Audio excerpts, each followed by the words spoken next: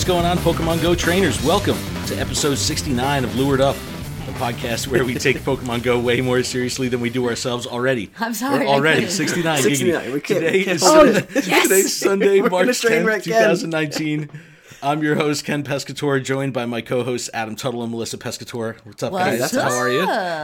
And we're also joined today by the one and only ZoëTwoDots. Zoe, what's up? Hey! Thank you for having me on. What's going on? Oh, hell Not yeah. much. We are excited. Psyched. Hell yes. I'm happy to be here. Yeah, it's going to be real good. We're going to get to know Zoe, but I got to get through some housekeeping as I normally do. This podcast is powered by Patreon. Please check ours out over at patreon.com/gottawatchemall, where you can support this show for as little as $1 a month. And that $1 will get you access to our patron-exclusive Discord, which is a fantastic place filled with fantastic people. It sure is. And I want to give a huge shout-out to our show supporter tier patrons, Brittany, Jay, Jessica, Keith, Matt, M. Pitts, Terry, David, Chris, Sydney, Bacon L, The Noise, and new for this week, Harry, PokeNavBot, and Purple Pancakes. Purple Pancakes! Thank you guys so much. That sounds delicious. Yes. We really appreciate the list is growing. This was a really great week for our Patreon, and we really thank you guys so much. It means a lot. It's fantastic. You guys are swell. You rock and On roll. today's show, we are going to get to know Zoe. We're going to talk about the Battle Showdown event, which is just going to be wrapping up as you hear this. Rayquaza's coming back for a special raid weekend. A legendary lunch hour has been announced. I think this is going to be a pretty cool event going forward. The game has been updated to 0.137.1. We'll dig into that. It's kind of good to get back to the POKéMON perspective and kind of look at things from an analytical sense, because there's a lot of good stuff kind of hidden in here, and we'll dig into that. And then finally, I'm going to talk about the aftermath of the Jonno Plays bonus episode. Which, look, hey man, I knew I was going to fucking put a target on my head when I was, doing this interview. So I'm just glad you kept me out of it. Yeah. Of course, because it wouldn't have been. Smart. If Melissa was on, the interview would have been 30 seconds long. Situation. Fuck you, Jonno. Click. That was it. That would be See, it. I was gonna say, like, different. man, I really enjoyed the episode where you floated down the river. That was my favorite episode. Jonno, man. All right, we'll talk about that as we close the show out. But first, let's get to know Zoe. Zoe, how the hell are you? Thank you so much for coming on. We're really excited to have you. Bloody good. Thank you for having me. Yeah, I'm having a great day. I'm in a good mood. That's awesome. Yeah. That's good. We caught you at a good time. You're on the other side of the universe. So what time is it by you? Is it like during the day right now? I don't even know. It's 1 p.m. just about. Okay. All right. Cool. Yeah, we're right before bedtime here, so I don't understand math on the other side of the universe. Yeah, so that's good. No, we appreciate it whenever we have international people come on the show. We really appreciate the flexibility and all that good stuff to match up with us stateside folks. But why don't you let our community know a little bit about you, where you're from, what your channel is all about, what team you are, who's your favorite Pokemon, all the basics. Why don't you get through that stuff for us? Yeah, let's do it. So I'm ZoëTwoDots. I suppose spelt that way because my name is Zoe with 2 dots above the E. And I'm from Australia. I'm from Newcastle, Australia. My team is Mystic. My favorite Pokemon is Togepi. Easy answer. It's the best egg.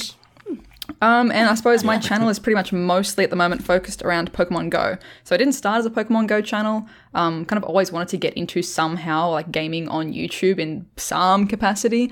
And I guess when Pokemon Go came out, I was like, yes, easy, let's do it, done. Well, not easy, but easy. So yeah, easy choice to jump into it. Yeah, that's been me for the last couple of years. That's awesome. And Togepi, I know that your community are the good eggs, right? So it Yes. makes sense that Togepi is here. That's really cute. It's just a good little coincidence. Like I kind of made them as separate. Like Togepi's just always been my fave. And then early on when I was like, what am I going to call like the audience? Because I can't just be like, oh, guys or like sub bitches or something. Like it has to be like a collective that's Well, you could, but- inclusive. Yeah, sub bitches, ZoëTwoDots, with some more Pokemon. But like I always just like, oh, so-and-so is such a good egg. And it just kind of started to stick as like a good little collective term. It's all inclusive. It's good. No, that's good. Now that is cool that you have a name for that. It's always funny. I watch Super Duper Danny is a TCG Pokemon YouTuber, and she has the Poke Hose and Poke Bros. Yes, I love that. That's so fucking cool. That's I fantastic. crack up every time. She's like, "What's up, my Poke Hose?" I'm like, "Yeah, she's all in. That's good stuff." But all right, that's really cool. And where exactly is Newcastle in the landscape of Australia? So it's about 2 hours north of Sydney, driving wise. So Okay, pretty so close, East you're, Coast. You're yeah. pretty close to. So you're within city limits as far as the makeup of the game itself and Pokestops and all that stuff? Sort of. So Newcastle's pretty interesting in that, like, Newcastle itself is like the 6th or 5th biggest city in Australia. So it's pretty decently populated, but it's very spread out. So like the main center, like city bit of Newcastle probably definitely has like more stops and gyms and things like that, but it's a bit harder to get to because I suppose like the general Newcastle area is spread out by about like a 20-minute drive. So where I live, I'm really, really lucky that like just down the road from me is a great little cluster, like people who played Ingress like lived in my area, and there's a great little chunk of gyms and stops for me. So I wouldn't call myself rural, but I wouldn't call myself city either. And then comparing that again to Sydney, like Sydney's on crack compared to Newcastle. Yeah. Right. So yeah. it's like a next step up, but it's a kind of a good blend.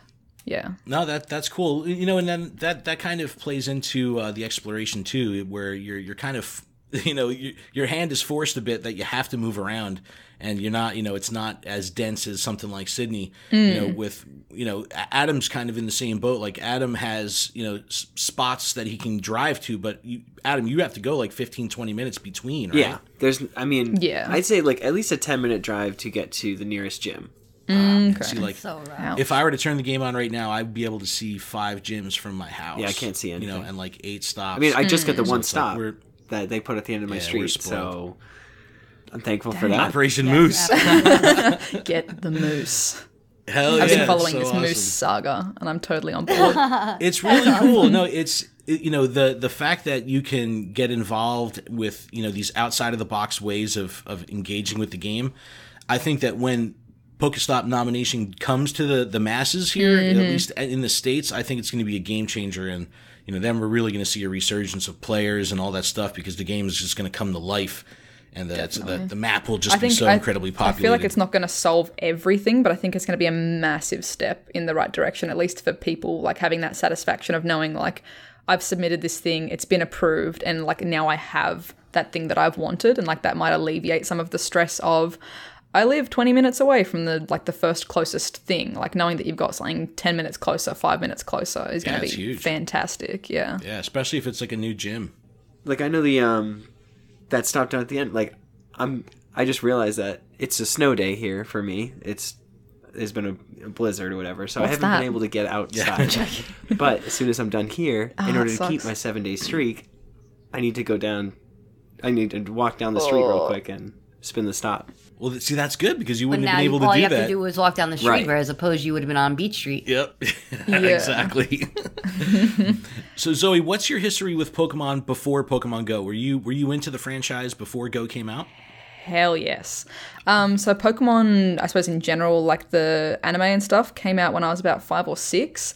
So probably like prime age to just be like, oh, what are these fantastic animal creatures? Like, Yes. you know, in a really funny, entertaining, like kids show, you know, accessible for adults as well, obviously, but probably just prime demographic to be wide-eyed and staring at the TV.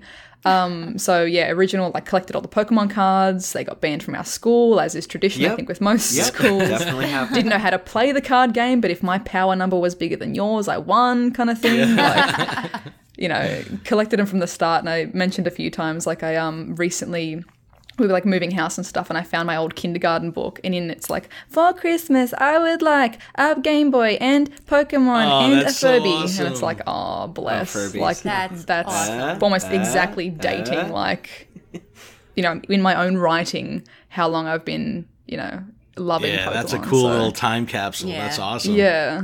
And did you get the first game? Were you like a red and blue person? So my first one that I think I can't recall which one I ever first played. I think was red, but the first one Yes. first one I played was yellow, and then Okay. the first one that I owned was red, There you go. I believe. All right, Yeah, good. so I'd Well, you never made the played right blue. choice. We always. But I'm pretty sure yellow was Adam, my first. Adam wants everyone to own blue, so whenever anyone owns red, I'm like, all right, Yes. I'll be the villain, I'll be the opponent. It's the opposite team. Because like my cousin had a Game Boy and stuff, but I was like, yeah, I want a Game Boy kind of thing. So my first actual console with that was the Game Boy Advance, but you could still play the Game Boy Sure. games in that. So I like borrowed my cousin's games and would like put it in my Game Boy Advance kind of thing, and then eventually got my own ones. Nice. So what was your motivation to start on YouTube? Like you said, you were into gaming at large, but you know, outside of the Pokemon world, what games were you into, and what kind of triggered you to actually pick up the camera? Oh goodness. So in terms of gaming overall, I've been honestly playing games since childhood, like Croc and Pokemon and Jet Set Radio Future. I think Halo was my first like proper console game, and just kind of kept going through like Xbox and stuff like that. And then in terms of the YouTube channel, it actually started as a travel vlog kind of thing. I got really obsessed watching these like Japanese travel vlogs when I was planning my second trip to Japan. So it was like the first time planning my own actual travel, like not having someone else help me. So I was like obsessed watching all these videos. I'm like, I could do that. Like Japan's interesting. Like there's Pokemon Center and stuff. I can go and like explore that, film that, put that on YouTube. And I still hadn't quite formulated how I would do gaming on YouTube because I didn't have any of the hardware for it. I didn't have a proper PC. I had laptop and stuff, and Mac just makes everything so difficult for actual like streaming kind of stuff. Right. And then, you know, I didn't have a capture card. And then when Pokemon Go came out, it was like, holy crap, all I need is a phone and my camera. Like I've already kind of got some practice in this vlogging kind of sphere. I'm still really embarrassed filming myself, but I've got that, you know, skill with a camera, and I've got a phone. Like, let's do this. Yeah. And, you know, just started like, the most annoying thing for me though with my channel was I started filming all of this prep because I'd been watching Nick's videos, and I was like, cool, I need to do like this same thing, like start saying that I'm going to be playing it, start like reviewing the news, like videos that have come out, like the trailers. Filmed all this prep work stuff, and I'm like, yep, cool, let's publish that on Friday. And then on that Friday, Pokemon Go dropped in Australia early. Like it was supposed to be like a month later, and I was like, no, like, oh no. And just, you know, started making videos from there, but I was already so far behind. No, so, but it's great though that it really was just a matter of, you know, I just need my phone. It was like, you know, I mean, it's like really the real determining factor. It's pretty cool that, you know, it was just an instantly accessible to so many people because they already had the device, so it was like they were all set. Super cool. Yeah. So being from Australia, and I kind of, when Reversal was on, I kind of, you know, phrased similar questions to him, like the popularity that you had in the States is almost as if you were from the States, you know, so it's I think in the zeitgeist of Pokemon Go, YouTube, and that world here, has there been any challenge breaking into the U.S. market? Because, I mean, it seems like you're just kind of right at home with, you know, the American tubers, which is really cool. But have you faced any challenges with that? Or is it, you know, how is being, you know, from Australia kind of changed the way you have to approach, you know, making content? I can't say heck. Apparently that's a swear word in the States. No, but not too much. Like it's interesting. I think it's almost a benefit to not be a creator in the States, in that if someone wants variety, you know, they can kind of like do a little pick and mix, like, oh, a little bit of Europe over there from Reversal, a bit of the States with trainer tips. There's an Aussie, we'll put that in the bag as well. Like it's all, I suppose, different in terms of like at least the vlog stuff or the cinematic things. You're going to see a lot of different things depending who you're following. And if you're following someone who lives maybe, you know, the States is very different as well in terms of how the landscape changes depending where you are. But I think being one of the few people from Australia that makes videos, that's almost a benefit because it is so different. And if someone wants to see something really different, they can kind of get at that. In terms of, I guess, like integrating with like the US like YouTubers themselves, that's been pretty easy. Like we've all got a pretty similar sense of humor and stuff. Like the boundaries like that aren't too hard. It's just like the geography, like actually getting to see one another just depends on, you know, where we are in the world, if there's an event on, if we can kind of get there at the same time. So for me, like GoFest was the first time actually physically meeting them, like GoFest last year, which is crazy because you all kind of like know each other a bit. And I met Nick in Japan in April, but it's just like that's such a surreal feeling of like being face to face, whereas a lot of them have seen each other in face, you know, let's go down to Santa Monica Pier and, you know, do a collab or something. Whereas I'm just like, I've never physically like seen these people and you're like, holy crap, you're tall, or like, you're short, I didn't expect that. Like you're all like, those wow, kind of real things life are is so different. Yeah, it's so different. Like honestly, it's really... Yeah, like seriously, like I was like, holy shit, Reversal is tall. Like I didn't realize like how tall. And like Pro Planty, like meeting up with him, even within Australia, I was like, dude, I thought you were like 6 foot, and he's like my height. It's like, what is going on? Like this is bending my brain. Well, like the first time I met Mystic 7, I was like, wow, he's shorter than I am, and I'm a little dude. But I think in terms of the demographics, at least with videos, USA has always been my larger market for consuming videos. I think they just tend to consume more on YouTube in general, I think, like as a percentage. Sure. So yeah, my demographics always been majority USA. For ages, it was like majority Texas, and I was like, "What's happening in Texas?" They're like, "I gotta get some of them foreign women." Oh my god! Yeehaw! She But got a like pretty in the bow. same way, I'm like, I love the Texan accent, like Southern accents to me swear. in Australia. I'm like, those sound so good. Like Yeah. maybe it's an I accent thing. swear. Maybe they like my That's accent. exactly what I was gonna say, because they have such heavy accents. It's probably like, Yeah.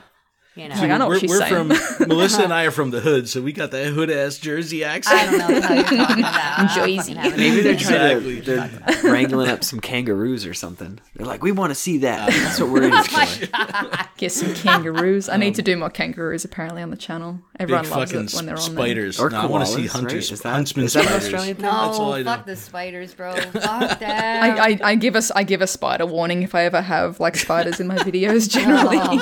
There's so many comments when I went to the reptile park. I was like, we're going to go check out some spiders really quickly. And like, you know, it's not going to be too long. And there's so many comments were like, thank you so much for the spider warning. I would have vomited. And I was like, oh my God. Because I don't have an issue with them personally. So I first found your channel when you did the international decks for trainer tips. So that had to have been kind of a really important milestone in your Yes. YouTube career. So how did that come about? And after that happened, how did that kind of change your trajectory? that was like honestly probably like the little defibrillator for my like channel. It was like, quick, get the paddles, like bing. Clear. Because it was clear. it was honestly, oh my God, like so soul crushing when you're like putting all these hours into videos and just getting so few views just because you're so small. It's just almost undiscoverable in general searches. You're not going to pop up at the top of things. So I saw that Nick was doing this international decks thing, and I just sent him an email being like, hey, I'm from Australia, do kind of similar stuff to you in terms of vlogs and things. Can I help? Can I assist? Can I make one? Like, is that cool? And like waited a few weeks, and I was like, oh, he's probably not gonna, probably doesn't care. But he responded. He was like, yeah, cool. Like, let's do it. Like, let's rock and roll. You know, asked me a few questions or things to potentially cover. And my main goal for that was to, like, because I'm a graphic designer by trade, I was like, I need this video to fit his brand. So, you know, went and purchased the same, like the Cubby album that he used, tried to do a few more like cinematic shots like what he does and like edit it to his style of thing.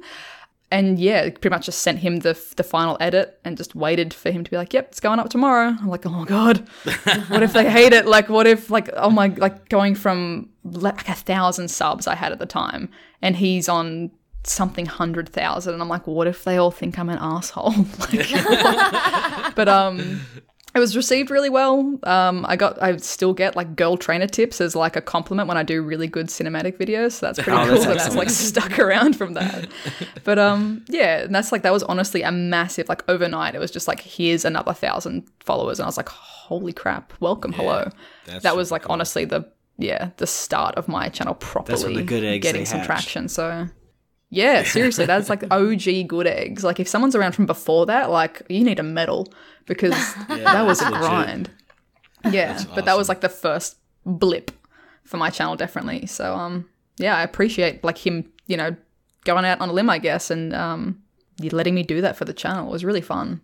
Well, I've learned working through the podcasts and working with, you know, different creators that collaboration up and down and laterally in any capacity is good for everybody. So it's been, you know, I've learned that, you know, just in the last couple months working with so many different creators, it's like this really is, you know, the sum of all the parts are greater than, you know, each bit individually. Like it really the whole thing works better when everyone's kind of rowing together. So I definitely feel it. And yeah, that's super cool because that's how I found you. And, you know, I've watched your videos since, so it's definitely cool.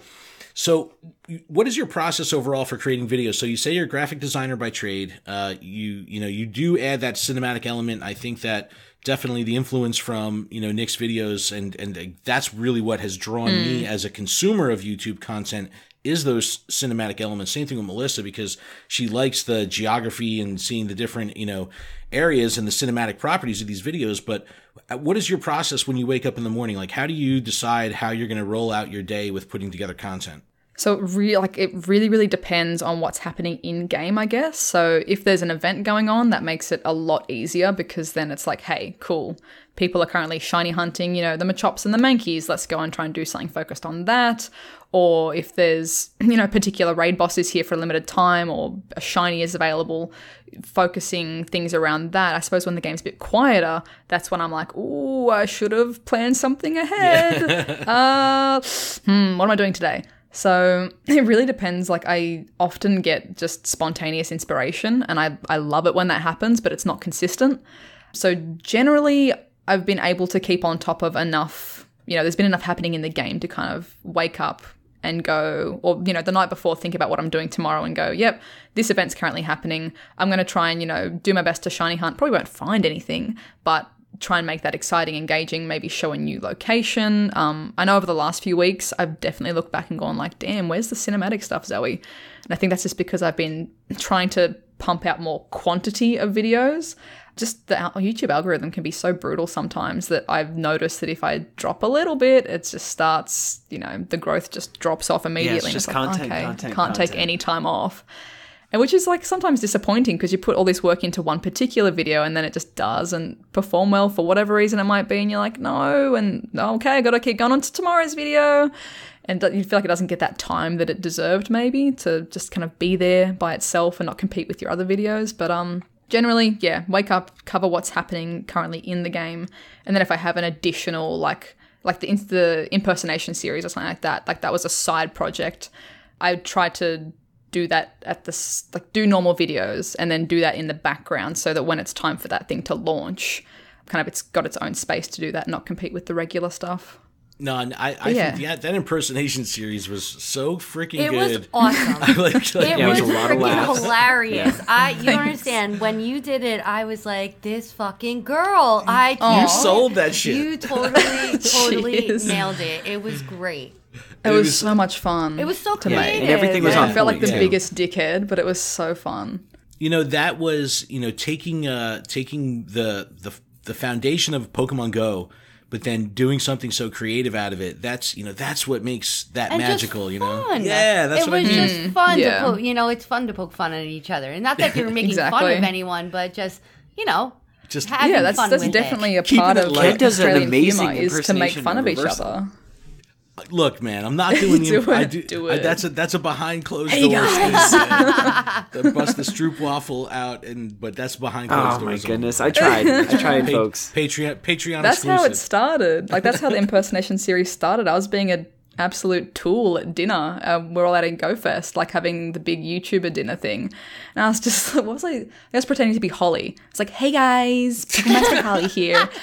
So today we're going to take these AR photos of Flareon, just kind of being silly kind of stuff, and then ripping off Mystic's accent and all that kind of stuff. We're all just having a bit of a laugh. It was just, everyone doing everyone's catchphrases essentially. Right. And then I was like, my brain was like, bing. Yeah, exactly. There's an idea. And I was like, oh my God, I wonder if they would hate me. And we kind of joked about it, if we did an impersonation video, ha ha ha, and no one said no, that's the worst thing ever, straight up. So I was like, put that in the bank and we'll do that when I get home. And I the whole time, because I'd filmed them all, scheduled them all, and then it was towards the end, I'm going to be seeing all of these people in Japan the day after all of these have dropped. I'm like, oh my God, if they hate me, they're going to see me face to face. Bitch, what you do this for? But it was all received so well. They all got a kick out of it. Everyone had a laugh. The audience as well. That was probably the most number of people being like, oh, I laughed so hard at this. And I'm like, I really want to do more of that. Just more humor kind of stuff. Hell yeah. Well, we appreciate it. Yeah, you're very good at it too. Yeah, I'll be all over that. So what was the feeling like when you got the call from Niantic that they wanted you to be involved with what they were doing? Was that fucking absolutely bananas? It was so weird because it wasn't a call from Niantic. It was actually at that Japan trip.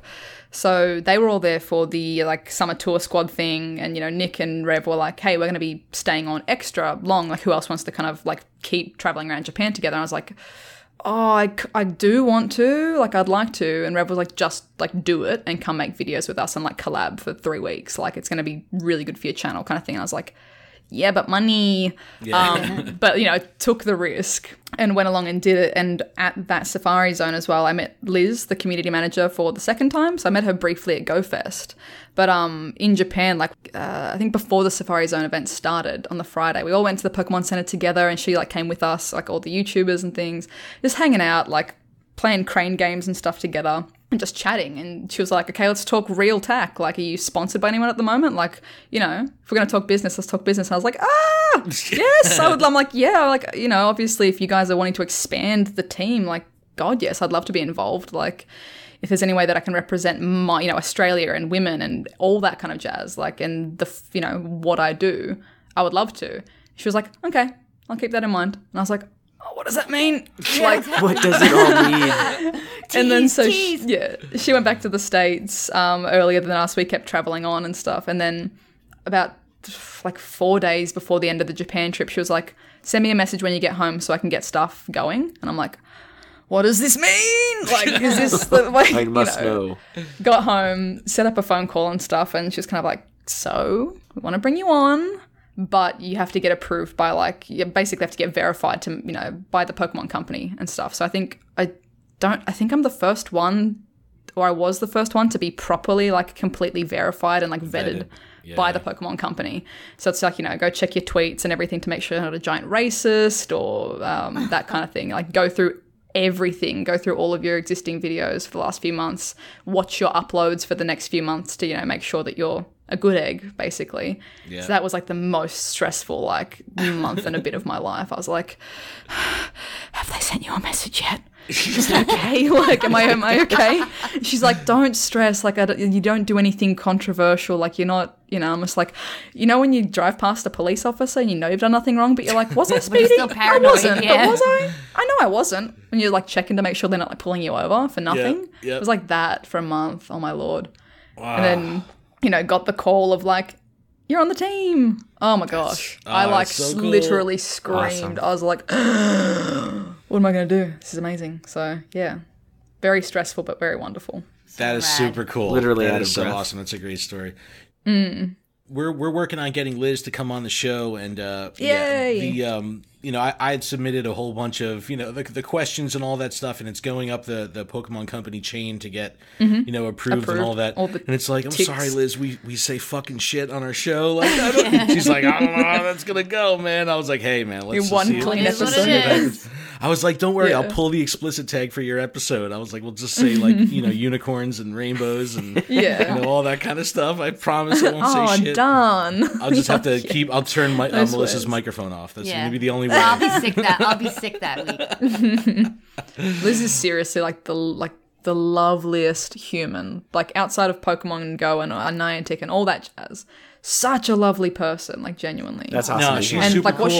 what she does for the community is just insanity. Like, the amount of hours that they all work, but, like, how much time she puts in, like, overtime stuff. It's like, can we let this woman sleep? Like, everyone stop tagging her on Twitter with, your problems. Like, no. I'm having, like, a conversation over Twitter. It's, like, 3 a.m, and I'm going back and forth in DMs. Like, we're talking about, like, cat photos and shit. I'm like, don't you need to sleep? I was like, holy shit. I was like, because I'm the same way. I'm plugged into the Matrix 24/7. Like, I just don't stop. And I was just like, man, this has got to be exhausting because... Yeah. With the stuff that I'm dealing with is, you know, I create it myself. It's like she's dealing with stuff from every angle of the world. Like, you know, that's got to be insane. But yeah, she's definitely good people. But yeah, that's so cool. And congratulations on getting hooked up with them because that's fantastic. Yeah. It's super cool. It's crazy. And I'm so excited. So something that, you know, we were watching one of your videos. I think it was the Shiny Latias kind of raid train video where you went out with, like, a van full of people and you guys hit, like, a shit ton of raids in one day. Oh, the Groudon ones, yeah. Oh, Groudon. It was Groudon, yep. And you had prefaced the video with, you know, saying, hey, I want to let everyone know people are going to be multi-accounting. It's not malicious. They're doing it for a friend. And you got out in front of it. And we brought it up on the show, and we all kind of agreed, like, this is fucking great because it's starting to humanize how people are playing this game. And, you know, I was typically the guy with the stick in his ass about multi-accounting and TOS breaking stuff at large, but your video really opened this dialogue between the three of us here on the show and then also with our community. And I was definitely humbled because I came to learn that no one gives a fuck, about it. And it's like, where before... If I recall correctly... Melissa said if I secretly multi-account that I'm an asshole, so I'd like to set the record straight, Melissa. I remember that episode. She did say that. Yes. I'd like to clarify, I myself do not multi-account. That's great. When we had reversal on, she's like, oh, fuck, is he going to listen to the old episodes where I was talking shit? I was like, probably. That's so great. But we had definitely appreciated that you had got out in front of it and you had kind of created this dialogue. And in the beginning with YouTube, you would never see any of that. Like, it was exceptionally rigid when it came to the YouTubers, covering that, even if like it's in the background. You had like people like Mr. Six Gaming that were overt about it, and that was kind of their brand. But you never really saw it as far as even when it was, people raid training until Nick did the Brandon Tan video. And then that kind of blew out of proportion, like all this madness. So it was, good on you for getting out in front of it. And it really opened a great dialogue between our community. And, it was just, it was definitely humbling for me personally. And, it's just been good because it's led to fantastic conversations. Yeah. And very civil. And that's one of the cool things I like about the podcast community is, even if there's conflict in conversation, it doesn't get toxic. It doesn't really get shitty. So it's led to great, like Adam was saying, there's some really good conversation of people, letting their feelings out and saying like, look, this is, we're not being malicious. If you are, you're a dick. But if you're not, come on, it's like, exactly. It's all good. Yeah. So, thank you for that because it kind of helped me kind of realign my Pokemon Go chakra stones. Your honor compass has been realigned. Exactly. I think it's great that you guys can have those big conversations as well, because with long form stuff like podcasts, you can say more and explore more. There's only so much you can say in a 10-minute video and how much context you can give for stuff. Like I always, like I don't know, like king of context. Like if someone says, oh no, so-and-so did this, this, and this, and it's like, what's the context? What were they doing? Why did they do it? What was their intention behind it? Like, I hate assuming anything about why someone has done anything, like, unless it is like, here is why I have done the thing. So with the multi-accounting thing, it's like, if I don't say it up front, everyone's going to be like, Zoe's a cheater. I saw someone with 2 phones in the car. Like, you're scum. And it's like, oh my God, do I have to give you the whole, like, so specifically why we did this was because, like, so, it's just easier sometimes to get out in front of it. Yeah, no, it was. But yeah, I think it's great that you guys can have those chats, like, more in depth. Stuff. So what are your goals with the channel? I mean, I guess as we go into the summer now, you're going to be doing some work with Niantic. That's fucking awesome. But personally, what are your overall goals with the channel, and where do you see this, taking you? Do you think that you'll ever expand beyond Pokemon Go, or are you just going to kind of run with this game as it rides? Yeah, definitely. I mean, my channel's never been, I suppose, exclusively Pokemon Go. I know the majority of my growth has happened last year while I was really just kind of like knuckling down on nothing but Pokemon Go. So before that, there was heaps of stuff with like, fashion and clothing reviews, the travel stuff, like going down to PAX this year compared to, my video of going down to PAX last year was, this year's all Pokemon Go. Last year was, testing out new games, like getting in touch with Bandai Namco, screen recording and reviewing different games, but they just got so little views that it was kind of like, I should probably just, while I'm this small, stick to Pokemon Go because that's what's getting the attention. People are actually, watching that. And then over time, hopefully people get to know me better, get more invested in me as the human, not just Pokemon Go. So like I say, for example, Let's Go, when that dropped last year, it was kind of, at least it's still on brand of Pokemon. And that people are kind of comfortable, like Pokemon Go, Let's Go. It's all kind of at least close enough that they're familiar with it. And, that got a decent amount of views as well. But definitely going forward into this year when the Animal Crossing game comes out, I'm going to play the hell out of that. Sword and Shield, I'm going to be on that as well. I've started and I've keep doing the weekly news show, which something to kind of keep consistency, but then finally bringing back the monthly favorites kind of thing where I can share. I've been leading it with Pokemon Go, but then sharing hey, here's my favorite clothing item, food, movie, whatever it is of the month, to try and start putting more of that, a bit more about me in there too. So that's awesome. For as long as Pokemon Go is healthy, I want to keep covering it because it's fun. Like, I love the game and I like getting out to film and stuff. But definitely going forward, it's going to be a combination of things. That's great. Yeah, I think that diversification is necessary, and then it also leads to a nice culture clash of people that are into you, because they come from all different corners, and if someone's going to latch on to fashion or travel or food or just lifestyle, that's you could introduce them to Pokemon Go, and then you could take the Pokemon Go people and introduce them to some different stuff too. So that's just leads to a more fulfilling experience for the user, which is awesome. Yeah, I really dig your Instagram. I think your Instagram is exceptionally strong. I think that there's there's some really nice diversity of content. Try to keep it locked down. No, it's great. I mean, the difference is like you've got AR stuff, and you've got lifestyle stuff, and you've got your content based stuff. The acrobatic pole shit, we got to talk about this, because everyone was afraid to talk about it on the GoCast. They're like, I was like, bro, Chris from GoCast, I know it's our friends over at that show, they put in their Discord, like, hey, Zoe's coming on. What questions are you going to ask? And I'm like, hey, ask about the pole. It's like the first thing they said. And he's like, I'm not going near that shit at all. You got to wait for it until this comes out your show. That's funny. No, it's so fucking awesome because you fucking crush it, which is totally cool. But how the hell did you get into that? Like, that is so fucking cool. Honestly, so it was like when I was working back in retail, I was working at EB Games, and one of my co-workers were just like had been joking about like trying out like pole for like fitness and strength training and stuff, like, because goddamn I cannot dance sexy, so that's never been the intention of it. It's like as a strength-based like acrobatics kind of thing. We're like joking about it, and then all of a sudden like that day there was like, hey, Groupon deal for like go and try out this Newcastle-based pole studio for like crazy cheap. And we're like, you want to do that? And we're like, yeah, I guess. That was like the most awkward like 3 weeks when you're like thrown into this new thing. I'm like, everyone's wearing shorts and I don't want to wear shorts like what's going on? But like, you get a bit more comfortable being around other people in like shorts and a crop top and stuff, and you're like, oh yeah, this is cool. Slowly like get better at it. Like starting pole, like when I first did that, like first class or whatever, it's like you can barely climb up like, a kid climbing a telegraph pole, like monkey style. You feel so incompetent. So then be, 4 years later and holding yourself upside down plus the weight of another person in your hands, you're like, okay, crushing some goals here. So wow. Yeah. Have you fallen on your face? Twice, yeah. Not on my face, because, oh my God, if I ruined my teeth, that would be the worst. But I've had a couple of screw-ups, yeah. I had one actually on Instagram. It's like the starting picture is like, oh, that's really nice. And then if you swipe to the side, it's like this mid-action shot of me just eating shit, like falling. I like almost tore my shoulder out right before Go Fest. And I was like, that would have been not fun.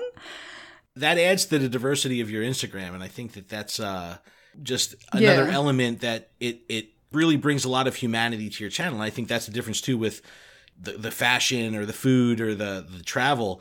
Like Adam, before we recorded, Adam was bringing up the kind of backlash that you got for a specific thumbnail. Like let's talk about this. Crop top. Yeah, people need to get the fuck over this. People need to grow up. I think it's just because I've had so much growth in the last bit of time. They don't know what I have previously done. Like someone in the comments being like, "Oh, recently you've started, taking sexier angles and using your body," and I'm like, "It's summer, mate. I'm wearing singlets because it's 40 degrees Celsius, 104 Fahrenheit. Like I'm not going to wear a sweater. First of all." Second of all, because I've got better at filming technique and like actually setting up a shot, like, yeah. Third, why would I intentionally film myself in an unflattering angle if I could prevent it? Like, it's just my face. Yeah. If it happens to look good, or if my body happens to look good, it's the body that I live in. I can't like, I better hunch over and poke my tummy out so I like look, different or something. It's really weird.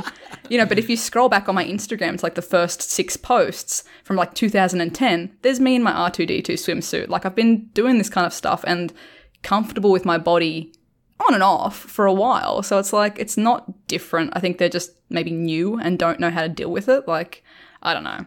But they need to grow up. Who cares? Grow up. I don't know. It's not a Pokemon. Oh my God, I've never seen a girl in a bathing suit. Oh my God, kill me.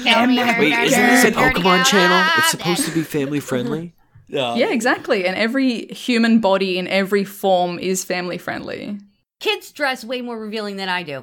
Yeah, there's a difference between like a kid or an adult or any human being wearing shorts and a crop top and playing a game, going out for the shops, going to the park, whatever it might be, or someone wearing a shorts and crop top and filming down their shirt, jumping up and down. One is normal, regular human, non-sexualized behavior, and one is, okay, that's probably something different going on there. Like, just because someone is wearing shorts and a crop top, you don't have to automatically associate it with sex, just because you find it sexy yourself. No child is going to go like, oh, babin, like, whatever. Like, they're just like, oh, cool. Hello, girl with the big bow in her hair. How are you today? Exactly. Like, it's not on that radar. And for the Pokemon game itself, like, have you seen any character from Pokemon? Misty, hello? Yeah, like, seriously. Shorts and a crop top, like, all of the latest kahunas in Sun and Moon, like, you know. Damn, girl. No, seriously, I dressed up as Misty we took our son to Disney and we cosplayed, because we went for the Halloween event. Hell yeah. And we cosplayed as Brock, Misty, and Ash. And legit, I felt mad uncomfortable walking through Disney in Misty's outfit. I was like, I feel kind of wrong. Not me. I was like, just walk in front of me. Yeah. It's just like, I think Giggity. Maybe it's a culture thing as well, because in Australia, if you're within like a couple kilometers of the beach, everyone just kind of lives in their swimmers. Like every person, every size, every type of swimmer, like people in like, you know, the head to toe cover up swimmers, or people in like the most skimpy bikini. But if you're within a kilometer of like the Newcastle beach, people just walk around, go to the cafe in their swimmers, in their shorts, whatever it might be. So it's really not, you know, a confronting thing. That's like kids, adults, everyone, every size, like everyone's doing it. I just so like think when people it's freak something out for online, people it's to like, grab. what are you doing? Like, what is it's your just an existence opportunity and for someone experience? to latch onto something negatively. It's like, ooh, an opening for me to be a dick. I'm going to take it. Yeah, everyone should care about what I have to say. Yeah. Like, Now, Yeah, in you that brought picture, up you're your not bows, smiling? And I have a very important question to ask Yes. you. Where, in God's name, do you get those giant bows? Do you have a specific outlet I for your need bows? somewhere better because I can't find. So, like, the red one that I wear, I love the shape and the size.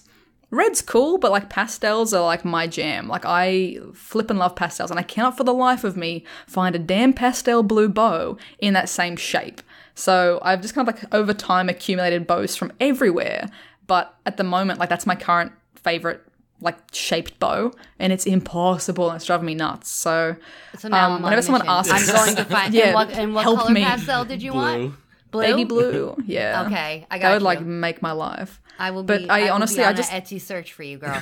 Yeah, I've just acquired You're them gonna over have to time. send Like me I've the been wearing them for dimensions. more than 10 years. Like more than 10 years I've been into bows. Because like going to a Catholic high school and stuff, you have to wear, every school in Australia has a uniform, but we had to wear a uniform. So the kind of like way to be individual within that was like maybe your socks were different, or maybe you wore your hair in a particular way. So like for me, it was the bow was my thing. Yeah. And it's just kind of always been that.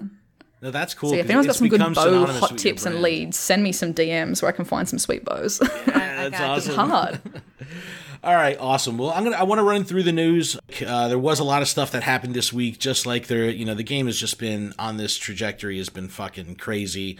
We had about 20-something hours where there really wasn't something cooking in the game, and of course Niantic couldn't handle that, and they released more shit for us to kind of wade through. But let's talk about the Battle Showdown. Adam, you want to kind of run through PokemonGoLive.com, put together kind of the skinny on this. You want to run through this, and by the time you hear this podcast, it'll just be wrapping up. But Adam, take us through the event. But it has gone on from the 5th of March, and it goes until the 12th, probably the day you're hearing this.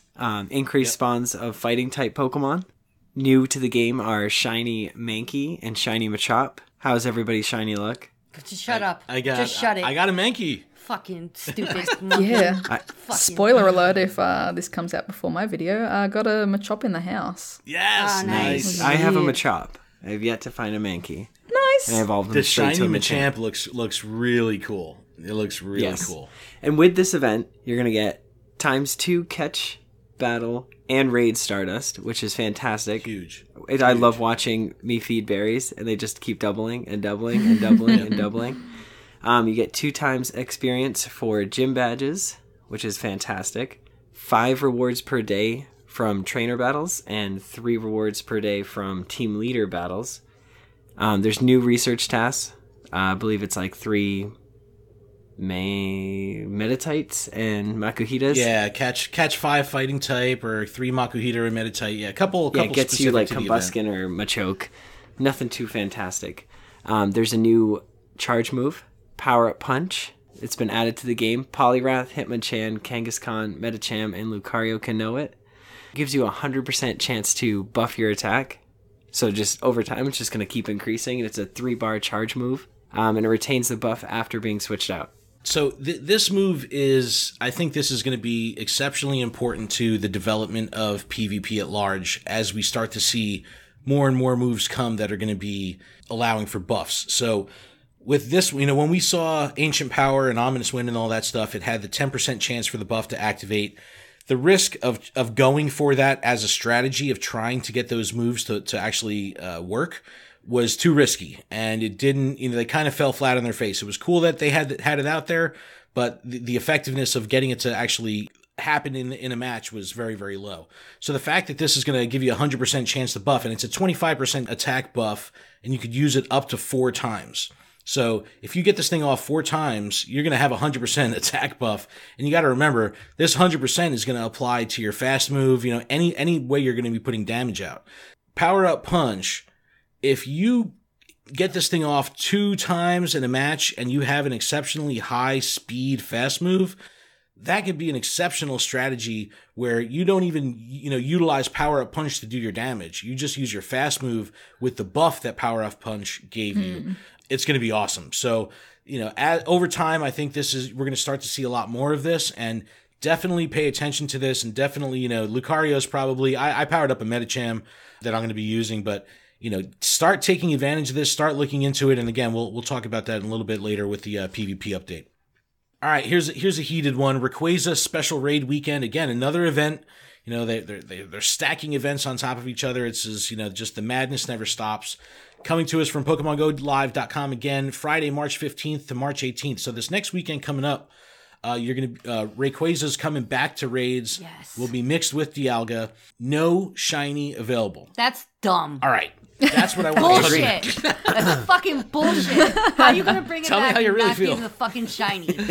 So, all right. Let it out, Melissa. Let it out. Right? Okay, I'm good. I'm good now. I don't care. I don't think it's a big care deal. either. I think I'm definitely in the minority though. So for me, the last time we saw Rayquaza was about 1 calendar year ago. So it was pretty much this week last year. So there hasn't been that much time. You know what I mean? Like it hasn't been more than a year. So this is the first time it's coming back. I get it. But they gave us shiny Kyogre, and they gave us shiny Groudon, which took fucking Groudon forever. came back twice. Kyogre came back twice. But keep in mind, we still don't have their end goal moves. The big boy forms. Their big moves. Look, this is my perspective on it. We've talked about event fatigue. We've talked about the fear of missing out. Let's say that they're bringing Rayquaza for the whole weekend, but for 3 hours, like they've done with Gengar or the birds, you're going to have that chance for the shiny or an exclusive move or something. And people can't play that. The fear of missing out is real. They get pissed at the game.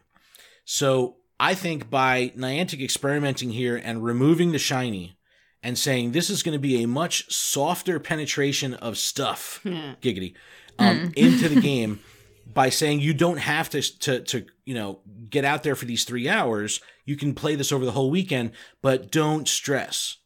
It's not like if you don't do this, you're not going to miss out on a special move. I think they're trying to take a step back on the fear of missing out thing by making it less exclusive. Now, the problem with that is that was the incentive, whether people like to admit it or not.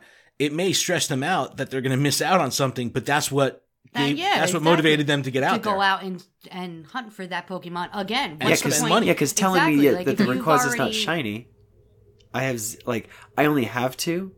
But I have 2 that are like 15 attack, so I don't necessarily need more. Meaning I don't. For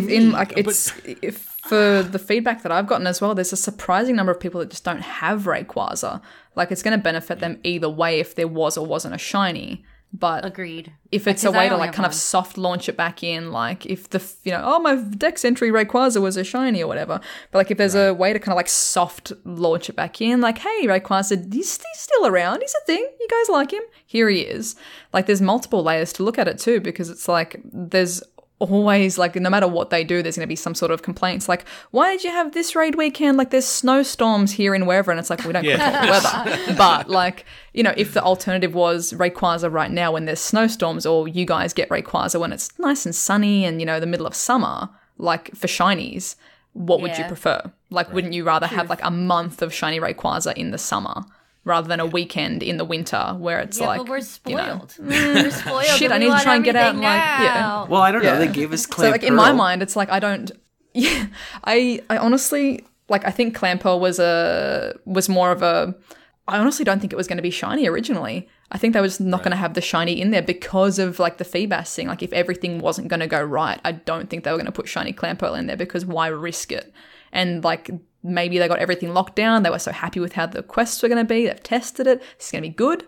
We'll drop that one in there. I don't think Rayquaza is going to be shiny this time, but in my mind, like the reason why these things don't stress me out or get me heated is like because at some point everything's going to come out in this game. Like at some point, every single shiny is going to have its weekend or have its day or its fortnight or its month. So, like, you know, for me personally, I still want to rate it because I've only got 2 decent ones.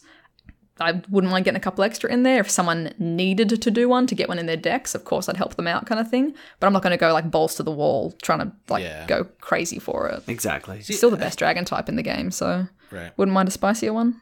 Yeah, I think that it's, you know, the I've been seeing kicking around on Reddit a lot, people talking about, and I'll put this in air quotes, events as content, meaning the culture of the game has come down to where if they're going to deliver content, they have to put it in an event package. Now, I don't necessarily agree with that because I think that, you know, for the masses that are going to be logging into this game for a couple minutes a day, that the impact of an event is not going to be as great as it is for those that are watching a shit ton of YouTube every day and listening to podcasts about it. You know, we got to remember that we're the 1%. We're the minority. We're the exceptionally vocal minority.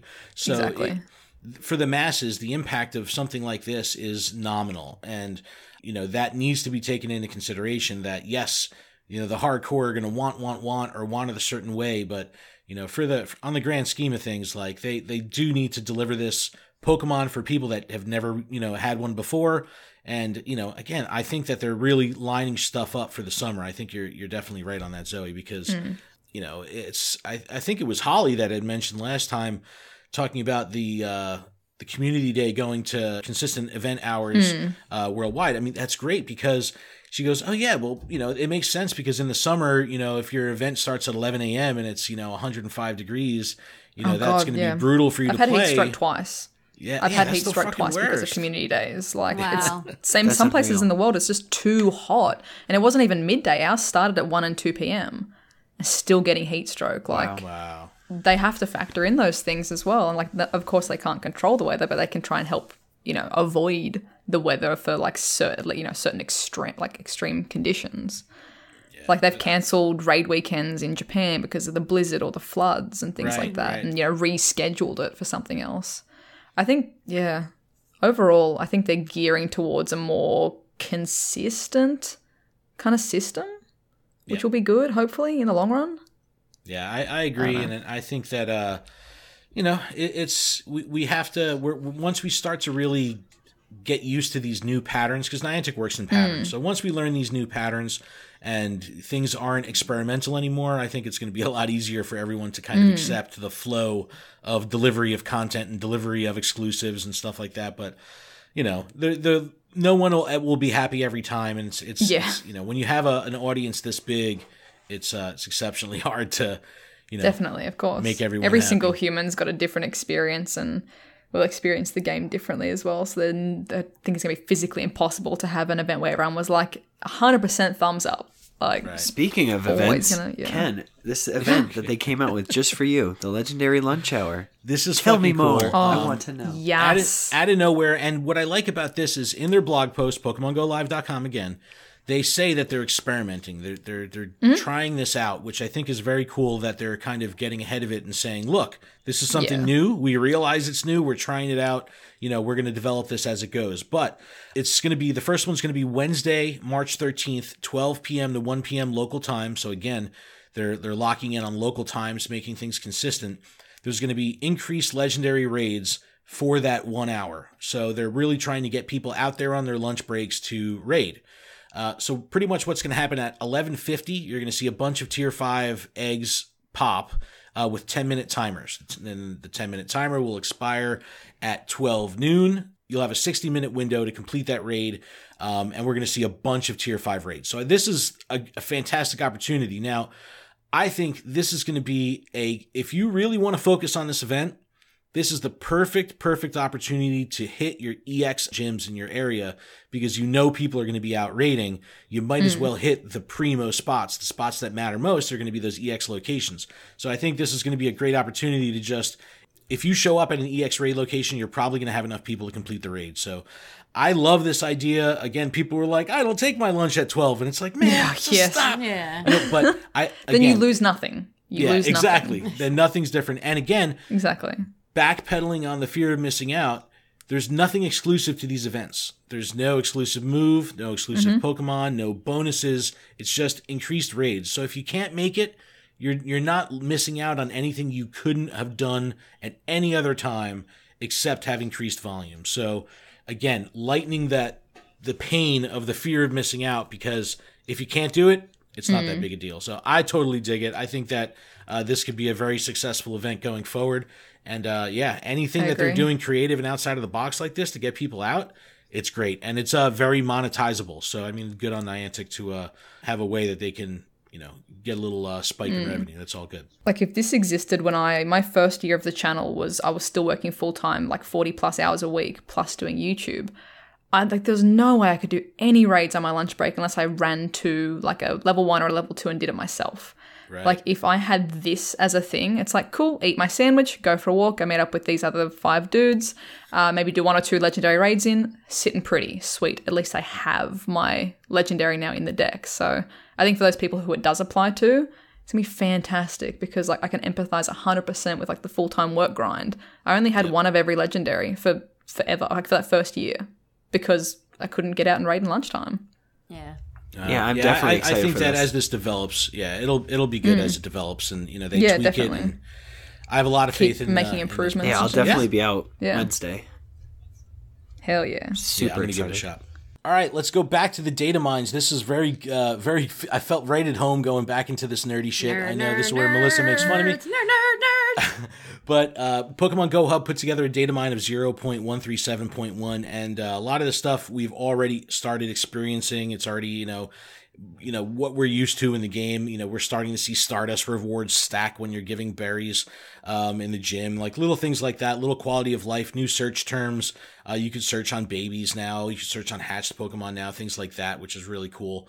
Spinda now shows 20 different forms in the Pokedex, which is really cool. Let's see how far they go with that. You can also see all of Deoxys's forms. You can see Giratina's origin form. But the big one here, OpenStreetMap data has been updated in Pokemon Go at large.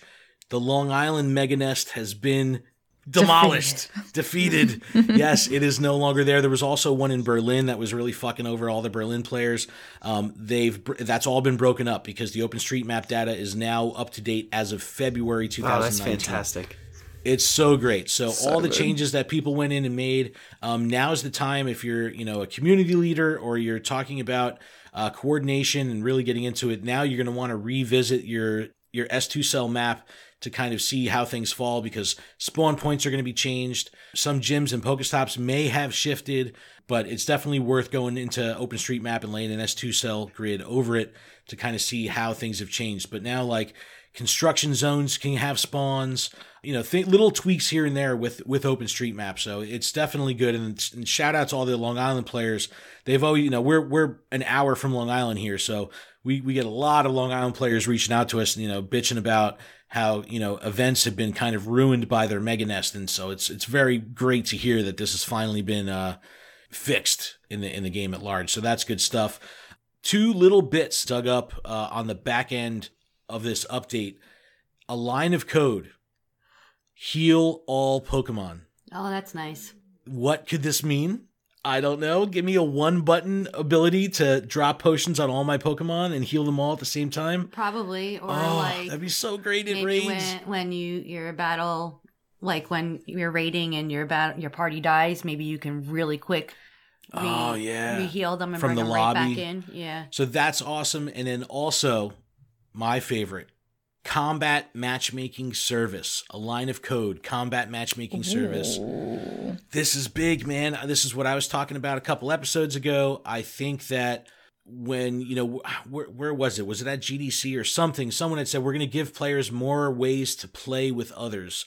And I kind of said, here's my tinfoil hat, thing. Matchmaking is coming. I really, I'm super excited to see this, because if they break away from the gate of Ultra Friends for remote battling and open that up to matchmaking, it's just going to make PvP way more accessible. More and more people are going to get involved. And I bet you less and less people are going to miss their 3 items a day or 3 rewards a day, because they're actually going to be able to have people to battle with, on the fly. So good stuff from the update here. All right, I want to get into this. We're going a little long, but this is a good one. Alrighty. This is important. Okay, lay it on us.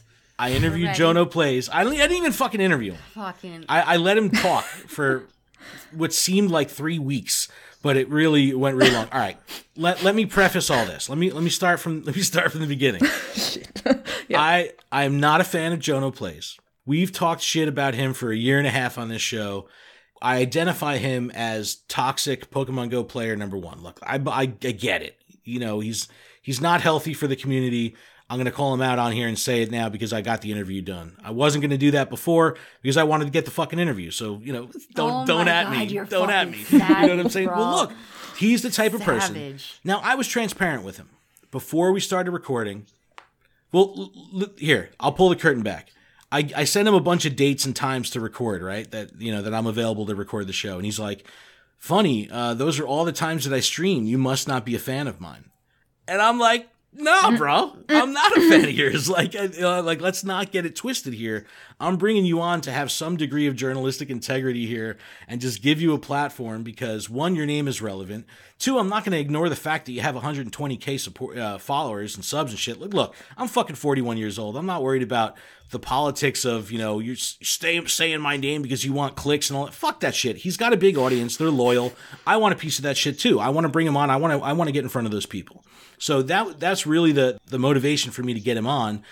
But I wanted to give the guy a fucking platform to say his piece, not because I want him to sway my community into becoming fans, but because it's relevant now because he was back in front of people with the whole Mystic 7 and Trainer Tips thing going down. Reversal reached out to him. Like, it was relevant. So it was very timely. And I was going to have him on the show about 1 year ago, and he backed out.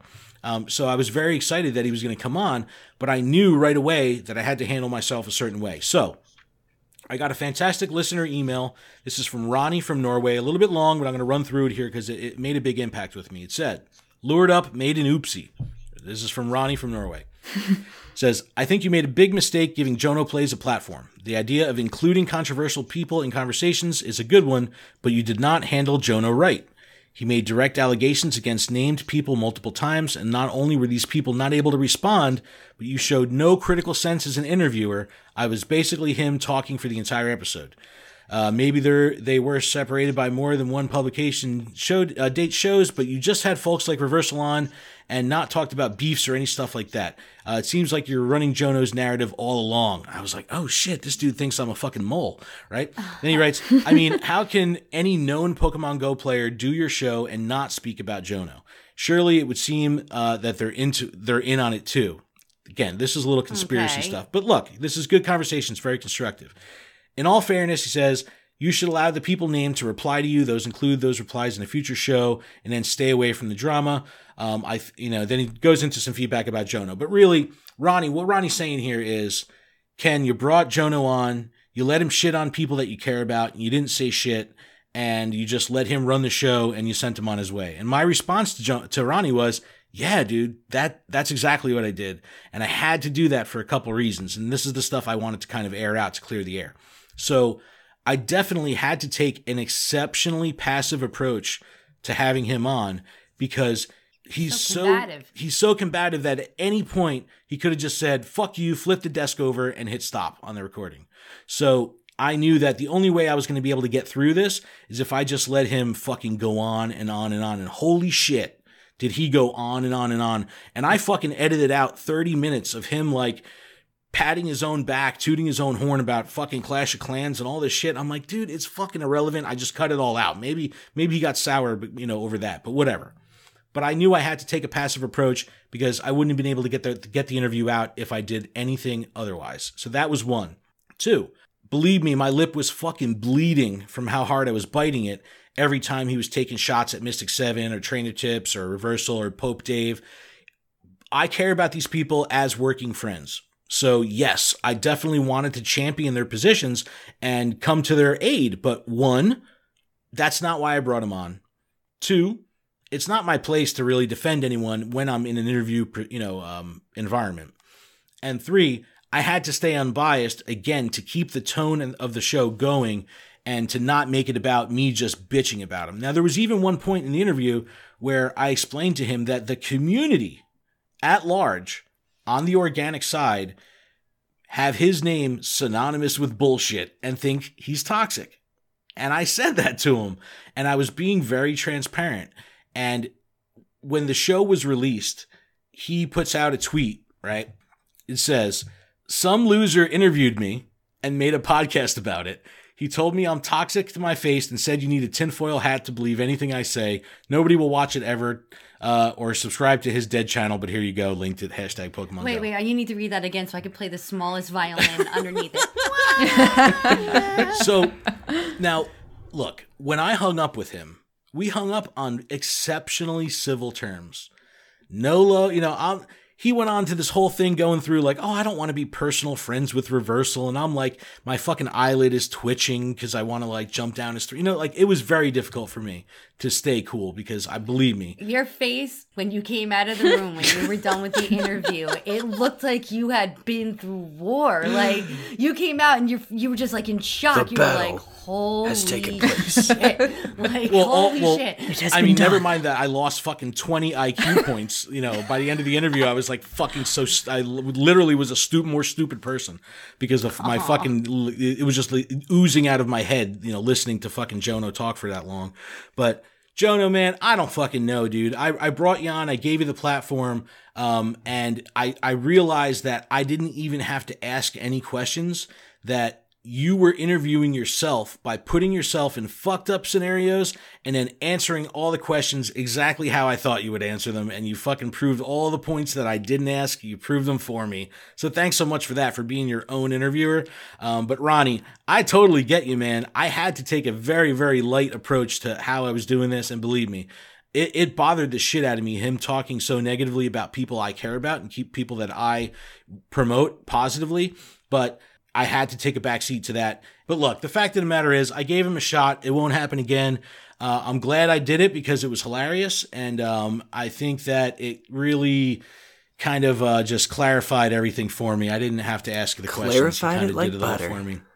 Yeah, but I know it was really, I had no idea that he was the class representative in the Pokemon Go Fest 2017 lawsuit. That's crazy. I had no idea. I knew he was involved, but I didn't know he was the class representative for the class action. That was fucking crazy. But hey, whatever. It's out and done. That's why I didn't even give him a numbered episode. He was just a bonus episode. Can't steal my episode 69. That's why he was mad. Yeah, that's what. So he's like, oh shit, I'm 69. Giggity. I was like, yes. No, as soon as you replied on Twitter and you like that, like that's, I was like, yes. I got the sex number. Couldn't have been a better person to come on. Stoked. But yeah, just but Ronnie, fits right in with so the much channel. For writing in. Is this still family I think friendly? Ronnie handled the constructive feedback really well. So good. And yeah, the Jonno Plays thing, it's come, it's gone. Bye. And yeah, man, fuck. Yeah. It was brutal, but no, it How was. How long before he's back in the mix? How long? No, it never. I mean, I think he's really just, No, he's good. Right now he's home and he's brewing fire. He's brewing fire and thinking of ways to destroy the Pokemon community. Yeah. Because he's unhappy with himself. I gave the dude a chance. He fucking blew it. Sorry, man. Sorry, not sorry. Yeah, whatever. Is what it is. Yeah, thank you. All right, a couple bits of miscellaneous news before we wrap up today. We'll jump into Go Ranger really quick. What's up, everybody? It is Go Ranger Matt, and this is the Go Ranger Check-In. Okay, like we said, the Battle Showdown will be wrapping up the day you hear this on the 12th. Dialga raids. Please note they are not available through the end of the month. They end on the 28th. So don't wait till the last day of the month to do this because you're going to be beat. Dialga's only here through the 28th. The Rayquaza weekend is probably going to be your best way if you have not picked up a Dialga yet. Take advantage of the fact that people are going to be out hunting Rayquaza to get yourself a Dialga. Sylph League, Tempest Cup. I want to shout out a YouTube channel that I came across. It's called Battle Hero. I'll link to it in the description. It's a brand new channel. The guy has experience with YouTube, but just started doing some Pokemon Go PvP stuff and put together a fantastic video series kind of reviewing some of the meta Pokemon in the Tempest Cup meta. He has a video about Blast Burn Charizard, one about Altaria, one about fantastic strategy for using Skarmory. But his videos are exceptionally informative, and I really, really dig what this dude is doing. His name is Hero Venge, but Battle Hero is the name of the channel, so I'll link to that in the description. Definitely check those out. But getting back to Go Ranger, the make 5 great curveball throws in a row will be here for 2 months. Melissa still hasn't gotten her one from February. I've got 2 of them. I've got 2 of them. She can't do it. Ken, you're gonna have to steal her phone and actually help her. Bro. I can't do it, dude. She won't let me. I won't let him. I'm like, it's my game, bro. I'm like, I'll circle lock it with Dialga. It's the easiest shit in the world, but no, it's she not. won't let me do it. I need Nana to well, she needs to raid. Spin to She needs to number go out 2. and raid in order to get those attempts. Adam's always throwing shade, dude. Adam's That's always all right. trying She to... doesn't That's 'cause play he that knows often. I can jack him up. I'd say I do more raids than her, and I'm pretty casual. Casual, bro. But make 5 curveball throws in a row, spin to number 2. So now the number 2 form is available. Who does This will go number through 2 work for? The end of April. For Spinda. Oh, and pro tip, I put this up on Instagram the other day. If you're grinding for Smeargle, turn off AR+. This makes it a lot faster to kind of start a new session where you don't have to map the AR space to drop the Pokemon into. You could just, accept the AR warning and then boom, snap off your first photo. So if you're grinding on Smeargle, turn off your AR+. But guys, that's going to wrap up the show. Wow, we did it. We did it. Yay! Zoe, you did it. You made it. I'm so proud of you. Awesome. Thank you so much. Zoe, why don't you, I'm going to link to everything in the description, but why don't you tell our community where they can find you and go and click all those sweet, sexy links, my guys. You can find me on YouTube, ZoëTwoDots, Instagram, ZoëTwoDots, Twitter, _ZoëTwoDots. Look at that. She claimed all the usernames really fast. I'm pretty much just, ZoëTwoDots and everything. So come hang out. I promise I'm not an asshole. And yeah, let's enjoy some content together. Oh, that's awesome. But everyone, thank you so much for listening. Zoe, thanks so much again. You can find everything that we're doing at luredup.com. Like we said at the top of the show, check out our Patreon, patreon.com/gottawatchemall. And leave us a review on iTunes, Stitcher. You could do that now. That would be a huge help. We would greatly appreciate it. Email us, info@luredup.com, just like Ronnie from Norway did today. Thanks again, Ronnie. Great fucking email, great conversation, really good. Appreciate the constructive criticism. Great way to get your feedback across. And that's pretty much it. Thank you guys so much. And if no one has anything else, we'll I think we're done. Yeah, boys. We're done? I think that's This is it? All right, guys. Thanks so much. We'll see everyone next week. Bye-bye. See you later.